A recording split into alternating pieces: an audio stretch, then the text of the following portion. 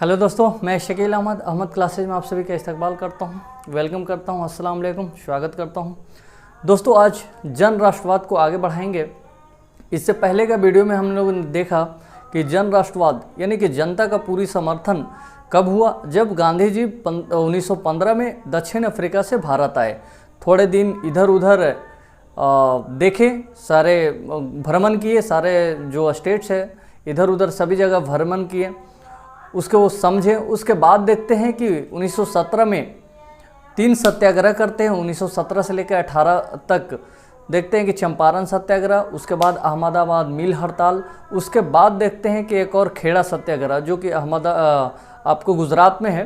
तो ये तीनों जो है वो पूरी तरह से सफल हो जाता है और इसके बाद गांधी जी को भी एक क्षेत्रीय जो है पहचान उससे हट करके, अब जब रॉलेट एक क्षेत्रीय पहचान बन जाती है अच्छी खासी, और ये क्षेत्रीय सत्याग्रह जो है वो सफल हो जाता है।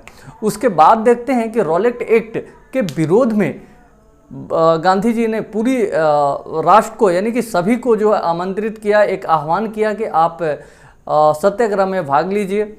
देखते हैं कि 6 अप्रैल को 1919 को आह्वान करते हैं। उसके बाद 9 अप्रैल को उनको खुद गिरफ्तार कर लिया जाता है 8 अप्रैल को।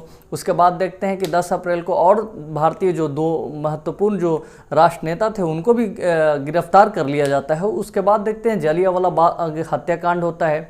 बाद में इनको सत्याग्रह को स्थगित करना पड़ता है क्योंकि इसमें जो है हिंसक घटनाएं बहुत सारी घट जाती है।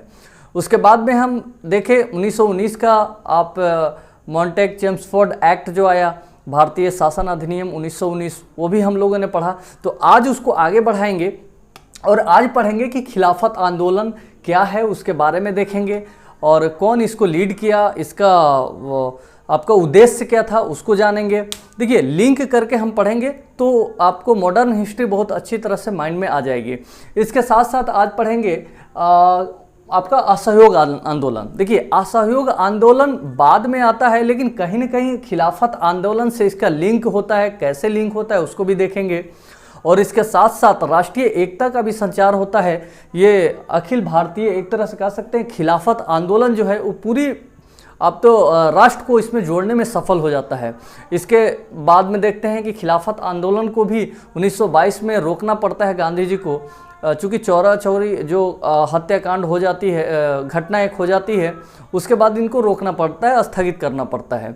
उस स्थगित करने के बाद देखते हैं कि ये जेल में चले जाते हैं 6 वर्ष तक। तो उसके बाद देखते हैं कि फिर इसके बाद आपका हम लोग पढ़ेंगे एक और स्वराज पार्टी का गठन होता है 1923 में, उसको भी पढ़ेंगे। तो एक क्रमबद्ध तरीके से पढ़ेंगे।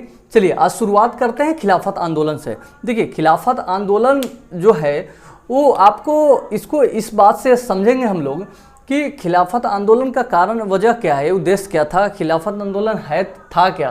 तो देखिए, खिलाफत कमेटी एक गठित होती है 1919 में। ये कौन गठित करता है? तो मोहम्मद अली और शौकत अली, ये 2 लोग जो है बंधु हैं, ये दोनों खिलाफत जो है कमेटी 1919 में गठित करते हैं। और इनका साथ कौन देता है? तो मौलाना आज़ाद देते हैं, हसरत मोहानी और हकीम अजमल खां। कभी कभी क्वेश्चन आपको आएगा बीपीएससी लेवल में कि खिलाफत जो कमेटी गठित हुई है, यह खिलाफत आंदोलन जो लीड किया तो मोहम्मद अली और शौकत अली, लेकिन इनके साथ में कौन कौन थे? तो मौलाना आज़ाद थे, हसरत मोहानी थे और हकीम अजमल खां थे। ये 5 जो है महत्वपूर्ण। देखिए, एग्ज़ाम के पॉइंट ऑफ व्यू से हम लोग को एग्ज़ाम के पॉइंट ऑफ व्यू से ही देखना है कि एग्ज़ाम में क्या हम लोग आ सकता है, हम लोग से पूछा जा सकता है। देखिए, इसको समझते हैं कि 1914 में जो है आपको प्रथम विश्व युद्ध का स्टार्ट हो जाती है और 1918 तक चलती है। तो देखिए, प्रथम विश्व युद्ध में हम देखते हैं कि तुर्की जो है वो जर्मनी और ऑस्ट्रिया साथ में लड़ रहा था। किससे? ब्रिटेन से। तो प्रथम विश्व युद्ध में देखते हैं कि ब्रिटेन का जीत हो जाती है और तुर्की, जर्मनी और ऑस्ट्रिया ये तीनों के हार होती है। तो तुर्की पर विशेष ये नियंत्रण कर देता है, यानी कि कुछ कड़ी जो है वो जैसे तुर्की को डिवाइड कर देता है, बांट देता है। और तुर्की को इस बात से भी समझिए कि ये पूरी मुस्लिम जगत में और भारतीय मुसलमानों को में भी एक मानना था कि तुर्की में जो है वो खलीफा का एक पद होता था जो पूरी जगत, मुस्लिम जगत उसको मानता था। तो कहीं ना कहीं ये जो है ये हार तो हो जाती है तुर्की का, और उसके बाद देखते हैं कि खलीफा का पद जो है वो हटा दिया जाता है, यानी कि ब्रिटेन हटा देता है और उस पर सख्त जो है कार्रवाई करता है, तुर्की पर हार जाती है तुर्की, सख्त कार्रवाई करता है। तो इसी के विरोध में जो भारतीय मुस्लिम थे वो चाहते थे कि जो खलीफा का पद जो है वो उसको फिर बहाल किया जाए, और इसके साथ साथ तुर्की के प्रति जो ब्रिटेन का रवैया है वो थोड़ा सा बदलाव मतलब चाहते थे, यानी बदलाव के लिए दबाव बनाना चाहते थे कि उसके लिए जो आपने, तो कहीं ना कहीं एक तरह से समझ लीजिए कि खिलाफत आंदोलन एक तरह से हमारा एक राजनीतिक आंदोलन नहीं था, ये कहीं ना कहीं एक धार्मिक आंदोलन था शुरू में। फिर बाद में हम देखते हैं कि जब 1919 के बाद यानी कि 19 में शुरुआत करते हैं, लेकिन ये दबाव बनाने के लिए कमेटी भी गठित होती है, जहाँ तक देखा हमने खिलाफत कमेटी 1919 में, और जगह जगह पे एक सभाएं होती है, एक जुलूस निकाला जाता है, किसके विरोध में, ये आपको इंडियन जो है ब्रिटिश जो है अधिकारी है उसके विरोध में, ब्रिटेन के विरोध में ये लोग जुलूस निकालते हैं, सभाएं करते हैं, और यहाँ तक कि बहुत सारे बहिष्कार भी करते हैं। तो ये चीज़ देखिए, अभी हम समझेंगे कि ये चीज़ आगे चल कर के कैसे खिलाफत आंदोलन में एक कन्वर्ट हो जाता है और खिलाफत आंदोलन में कैसे शामिल हो जाता है, उसको भी समझेंगे। देखिए, एग्जाम के पॉइंट ऑफ व्यू से सिर्फ इतना ही समझिए कि खिलाफत आंदोलन कब आया, तो आपको 1919 में था मोहम्मद कमेटी, जो इसमें ये 5 महत्वपूर्ण व्यक्ति हैं, उनको आप याद रखिएगा। मोहम्मद अली, शौकत अली, मौलाना आज़ाद, हज़रत मोहानी और हकीम अजमल खां को एक याद रखिएगा। देखिए, थोड़ा सा आगे हम बढ़ते हैं। नवंबर 1919 में एक अखिल भारतीय सम्मेलन होता है, कहाँ होता है, तो दिल्ली में होता है। तो इसमें जो है गांधी जी एक अध्यक्ष होते हैं। तो गांधी जी के कहीं ना कहीं एक जहन में आता है, इससे पहले देखिए समझिए इस बात को, चूँकि 1916 में एक लखनऊ जो इंडियन कांग्रेस का एक वहाँ पर इंडियन नेशनल कांग्रेस का जो है लखनऊ में एक ये होता है, अधिवेशन होता है।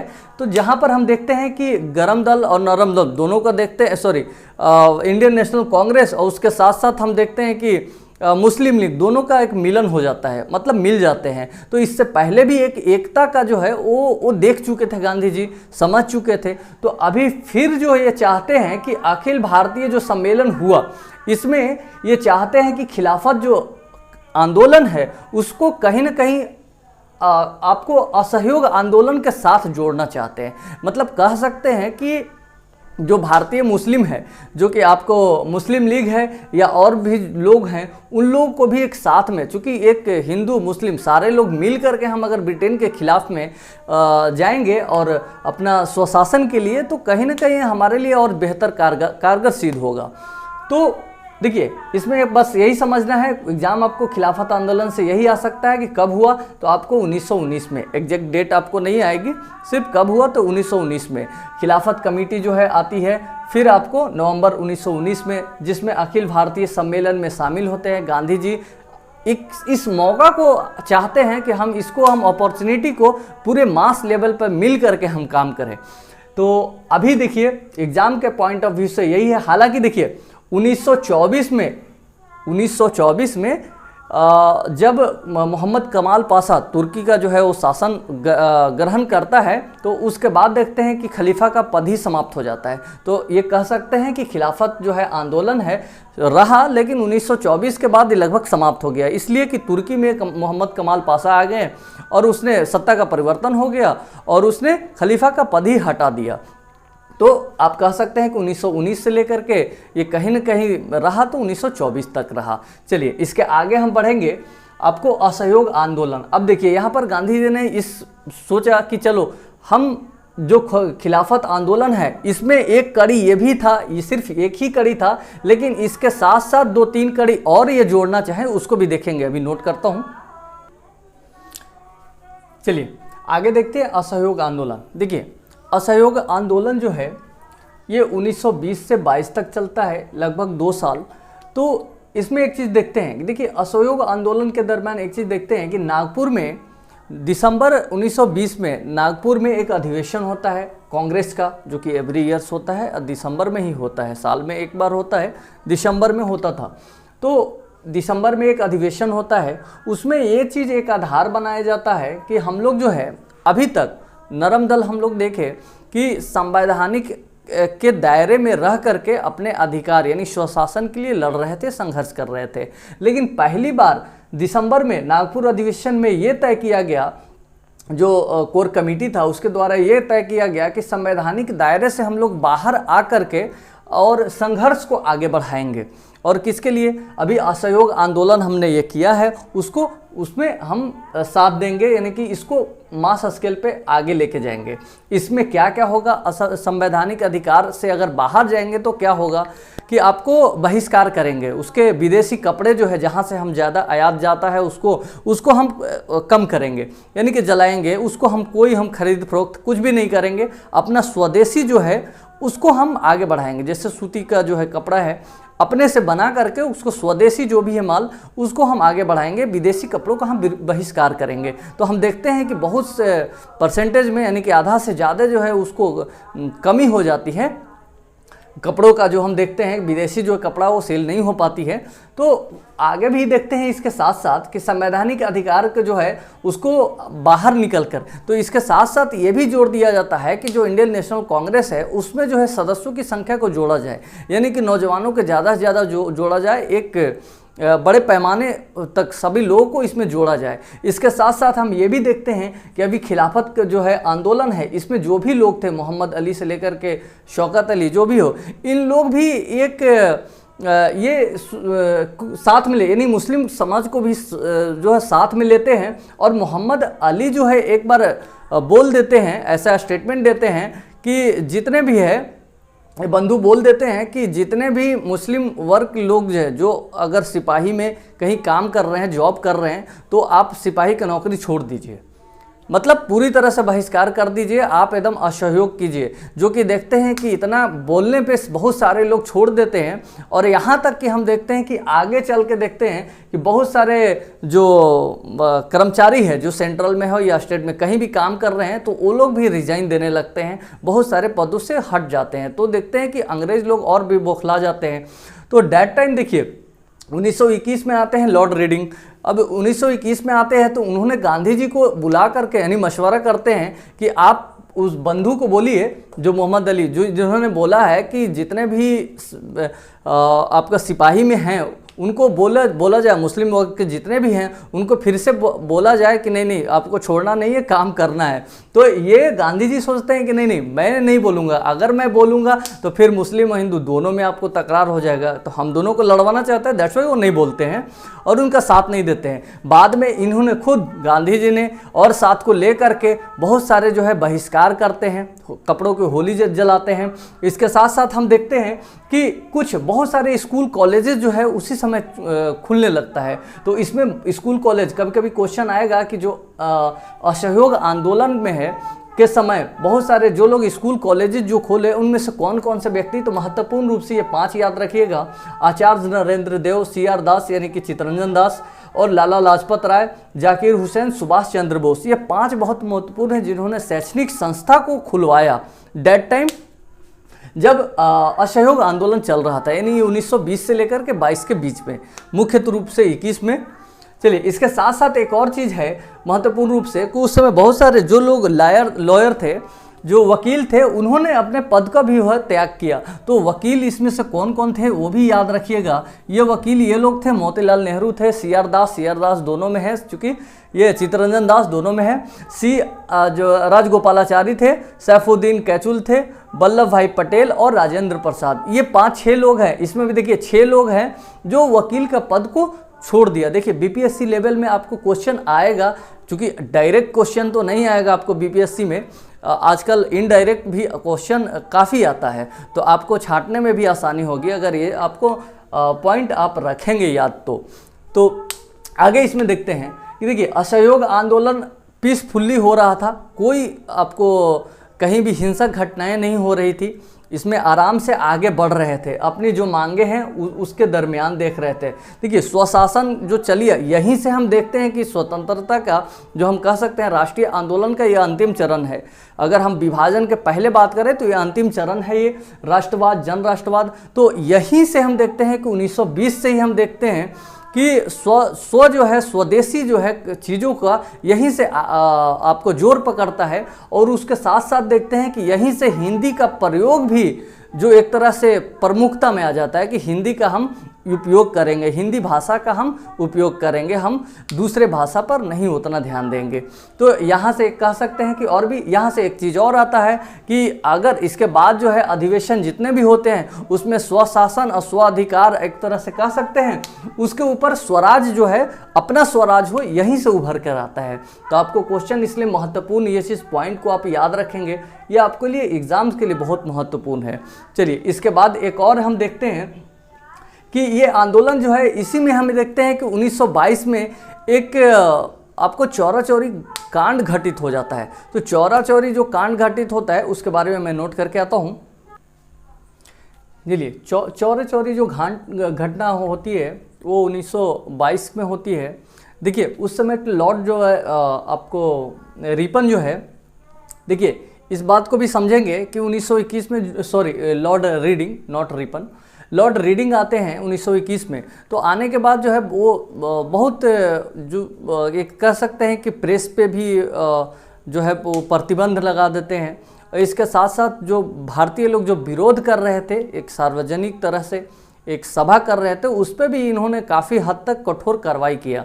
तो उसके ही उपलक्ष्य में देखते हैं कि एक जुलूस जा रही थी, चौरा चौरी घटना जो कांड हुई वो 5 फेब 1922 को हुई, ये गोरखपुर में।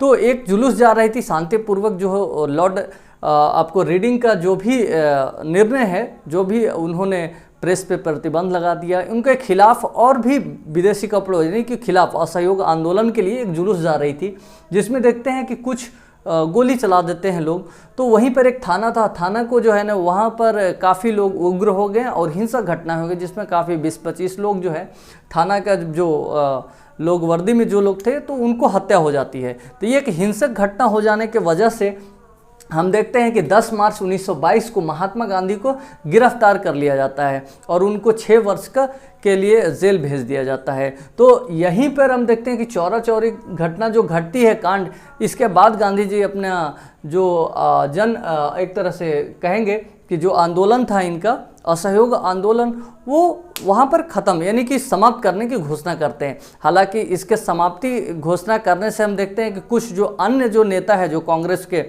उस समय इंडियन नेशनल कांग्रेस का, जैसे मोतीलाल नेहरू या और भी लोग थे, वो लोग इनका विरोध करते हैं कि आप उसको ख़त्म मत कीजिए, जो चल रहा है चलने दीजिए। लेकिन देखते हैं कि फिर भी ये जेल चले जाते हैं और यहीं पर जो है असहयोग आंदोलन लगभग समाप्त हो जाता है। तो असहयोग आंदोलन जो है, देखिए इसमें दरमियान एक देखेंगे कि गांधी जी जो है कैसर हिंद की उपाधि जो है उन्होंने लौटा दिया था, असहयोग आंदोलन के ही दौरान लौटा दिया था। तो इसके बाद देखते हैं, देखिए इसके बाद हम देखते हैं कि 1922 में लगभग सब खत्म हो जाती है। तो इसके बाद अब जो भी नेता हैं उन लोगों को एक बहुत निराशा होती है। और ये भी एक बात तो समझिए कि असहयोग आंदोलन में एक क्रांतिकारी वैसे व्यक्ति जो चाहे तो जेल से छूट के आए थे या तो क्रांतिकारी एक गतिविधियों को अंजाम दे रहे थे, वो लोग भी असहयोग आंदोलन में काफ़ी सहयोग किया। तो उन लोगों को भी एक निराशा होती है कि अब हम क्या करें। तो उसके बाद हम देखते हैं कि बहुत सारे फिर एक 1923 के बाद हम देखते हैं कि फिर क्रांतिकारी गतिविधियां आती है, यानी कि लोग बनाते हैं, पार्टी बनाते हैं, क्रांतिकारी जो है वो पार्टियां बनती है आगे। वो हम ऑलरेडी हम लोग पढ़ चुके हैं, प्रीवियस वीडियो में हम लोग पढ़ चुके हैं कि 1905 जो बंग भंग आंदोलन से लेकर के, यानी कि 1905 से लेकर के 1934 तक कौन कौन सी क्रांतिकारी संगठन रहा और कौन कौन से लोग हो रहे हैं, कौन सा हत्याकांड हुआ, उन सब चीज़ों के हम लोग पढ़ चुके हैं। चलिए तो यहाँ पर बस समझ लिए 1923 में लगभग सब 1922 में ख़त्म हो जाती है। देखिए एक बात और समझिए कि 1921 में जो एक चुनाव हो, प्रांतीय जो चुनाव होता है, उसमें कांग्रेस ने भाग नहीं लिया था। उसके बाद देखते हैं कि अब ये तो गांधी जी भी जेल में चले गए। उसके बाद अब देखते हैं कि मोतीलाल नेहरू और सी आर दास यानी कि चित्तरंजन दास, ये दोनों जो है एक उनके मन में एक उपज होता है कि हम लोग अब एक नई पार्टी बनाएंगे।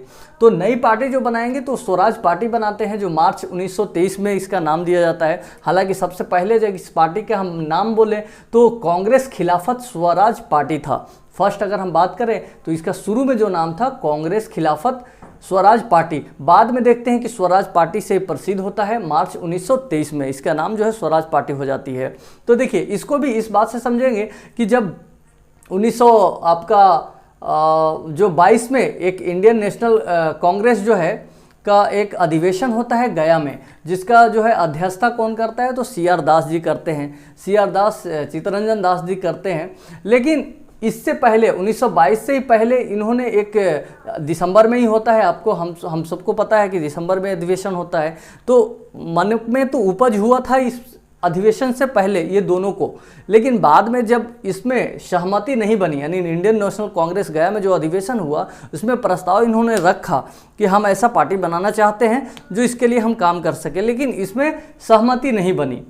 जो सहमति नहीं बनी तो इसमें देखते हैं कि CR दास जो है वो इस्तीफा दे देते हैं। उसके बाद ही देखते हैं स्वराज पार्टी के गठन करते हैं और इसमें मोतीलाल नेहरू अध्यक्ष होते हैं और CR दास जो है वो सचिव होते हैं, महासचिव बोलिए, ये होते हैं। इसके बाद देखते हैं कि स्वराज पार्टी जो 1923 में बनती है। हालांकि हम देखते हैं कि स्वराज पार्टी जो बन जाती है 1923 में, एक तरह से हम कह सकते हैं कि कांग्रेस का पुनः एक बार विघटन हो जाता है। लेकिन वहीं पर 1923 में ही हम ध्यान देंगे कि 1923 में ही एक जो है अधिवेशन होता है, आपको दिल्ली में होता है, एक विशेष अधिवेशन बुलाया जाता है 1923 में। जब स्वराज पार्टी का गठन हो जाता है उसके बाद एक विशेष अधिवेशन बुलाया जाता है दिल्ली में। तो दिल्ली में होता है किसके अध्यक्षता में, तो मौलाना आज़ाद के नेतृत्व में अध्यक्षता होती है, जिसमें ये कहा जाता है कि ठीक है स्वराज पार्टी बनाए हैं उनको भी हम इसमें शामिल करेंगे, इंडियन नेशनल कांग्रेस में शामिल करेंगे और इस मुद्दे को भी हम आगे लेके जाएंगे। और संवैधानिक अधिकार जो है 1923 में फिर एक प्रांतीय चुनाव होना होता है, उसमें ये लोग चाहते थे कि हम उसमें शरीक हों, तो आगे वो भी देखेंगे। तो एक तरह से कह सकते हैं कि 1923 में कांग्रेस का पुनः विभाजन, जो पहले सूरत अधिवेशन में विभाजन हो चुका है नरम दल और गरम दल में, वो फिर बाद में फिर मिल जाते हैं, देखते हैं कि बाद में फिर मिल जाते हैं। तो उसके बाद देखते हैं कि ये दूसरा विभाजन होने वाला था, लेकिन ये आपका मौलाना आज़ाद के अध्यक्षता में इसको स्थगित, यानी कि मिला लिया जाता है, एक तरह से कहेंगे मिला लिया जाता है। तो देखिए इसका आगे और बढ़ेंगे थोड़ा सा, तो देखिए विधान परिषद का जो है चुनाव होना होता है 1923 में। तो विधान परिषद का चुनाव में है, इसमें ये कुछ नेतागण थे जो कि चाहते हैं कि हम चुनाव के पसदर, यानी चुनाव में भाग लेना चाहते हैं। 1921 में इंडियन नेशनल कांग्रेस ने पूरी तरह से हटा दिया था कि हम चुनाव में भाग हम नहीं लेंगे, ठीक है। 1920 में, नॉट 1921, 1920 में कांग्रेस जो है भाग नहीं लिया था चुनाव में। यहाँ पर 1923 में जो है एक चुनाव में भाग लेने के पसदर जो रहते हैं वो कौन कौन रहते हैं, तो विट्ठल भाई पटेल रहते हैं, कस्तूरी रंगा रहते हैं, हकीम अजमल खान रहते हैं और मोतीलाल नेहरू और CR दास। ये 5 लोग जो हैं चाहते हैं कि चुनाव में हम भाग लेंगे और जीतेंगे, एक संवैधानिक दायरे में भी रहेंगे और इसके साथ साथ हम बाहर से भी काम करेंगे, दोनों तरफ से हम लोग मजबूत रहेंगे। और दिल्ली में जो अधिवेशन होता है उसमें भी ये बात माना जाता है कि ठीक है संवैधानिक अधिकार में भी जाना चाहते हैं जाइए, लेकिन आपको बाहर से भी स्वराज जो है हमारा अधिकार है उसको भी हम लेंगे।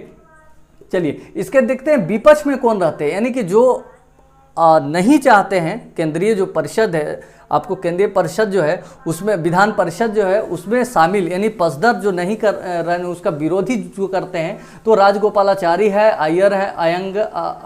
अयंगर है और M.A. अंसारी है, राजेंद्र प्रसाद है। तो ये 4 व्यक्ति जो है वो नहीं चाहते हैं। इसमें महत्वपूर्ण रूप से राजेंद्र प्रसाद को आप याद रखिएगा, राजगोपालाचारी को भी याद रखिएगा, ये महत्वपूर्ण है। तो ये 4 है, इधर आपको 5 है। ये 5 चाहते हैं कि हम जो विधान परिषद है उसमें हम पार्टिसिपेट करें, लेकिन ये लोग नहीं चाहते हैं। तो हालांकि देखते हैं कि बहुत अच्छे मार्जिन से, बहुत अच्छे क्षेत्रों में प्रदर्शन भी करता है इंडियन नेशनल कांग्रेस, और उसके बाद जो है आपको चुनाव में शरीक होकर के और बहुत सारे प्रांतीय सरकारों में भी ये आते हैं। तो देखिए कहीं ना कहीं ये जो आपको 1923 में जो दिल्ली में अधिवेशन हुआ, इसमें कहीं ना कहीं एक बहुत बड़ा एक रोल अदा करता है इंडियन नेशनल कांग्रेस को फिर से पुनर्जीवित होने के लिए। थोड़ा सा आगे बढ़ेंगे कि स्वराज पार्टी जो है 1923 में तो होती है, लेकिन 1900 लगभग कब तक स्वराज पार्टी जिंदा रहती है इसको भी समझते हैं। स्वराज पार्टी जैसे इससे पहले हम लोग पढ़े कि खिलाफत जो है आंदोलन है वो कब तक रहता है, तो 1919 में आता है, लेकिन 1924 में लगभग समाप्त हो जाता है। 1924 में इस मामले भी समाप्त हो जाता है कि तुर्की में जो है कमाल पाशा के नेतृत्व में सत्ता का परिवर्तन हो जाता है, उसने हटा देता है, खलीफा का पद ही हटा देता है, तो खिलाफत आंदोलन ही खत्म हो गई।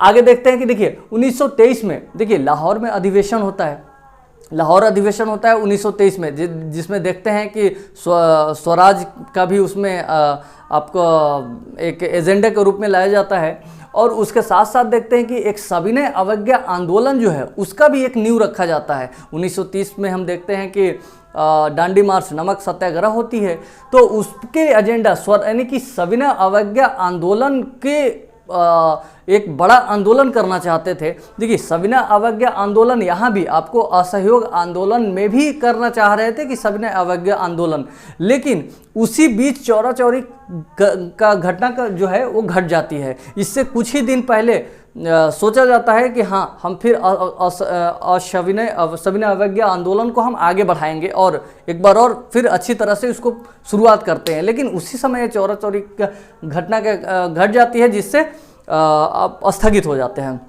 अब दूसरी बात देखते हैं कि सविनय अवज्ञा आंदोलन 1930 में लाहौर अधिवेशन में ये प्रस्तावित होता है करने के लिए। अब उसी समय जो है स्वराज पार्टी को पूर्ण तरह समाप्त कर दिया जाता है। अब उस पार्टी को ख़त्म कर दो, एक ही है जो इंडियन नेशनल कांग्रेस है वही चलेगी, और उसके साथ साथ जो है सविनय अवज्ञा आंदोलन को हम आगे बढ़ाएंगे। यानी कि एक तरह से कह सकते हैं कि इंडियन आपको हिस्ट्री में, एक तरह से मॉडर्न हिस्ट्री में एक बात करें तो ये स्वतंत्रता का जो है की ओर बढ़ने का एक अंतिम चरण है, जहाँ से एक राष्ट्रीय एकता का एक संचार होता है। लोग भी ये सोचते हैं कि हाँ हम अब बहुत नज़दीक बढ़ रहे हैं। तो दोस्तों आज वीडियो बहुत लंबा हो जाएगा। आज हम लोगों ने देखे जन राष्ट्रवाद में कि आपको शुरू में देखे खिलाफत आंदोलन, उसके बाद हम देखें कि आपका असहयोग आंदोलन, उसके बाद एक और हम लोग पढ़ें स्वराज पार्टी। तीनों के आप लिंक करिए, उनके नेताओं को भी लिंक करिए, कैसे एक दो बार आप रिवीजन कीजिए, और इससे पहले का जो वीडियो है उसको भी लिंक करके पढ़िए। मुझे उम्मीद है कि आपको एग्ज़ाम में इससे बाहर बिल्कुल क्वेश्चन नहीं आना चाहिए। तो आज के लिए इतना ही, मेरे साथ बने रहिए। Thank you.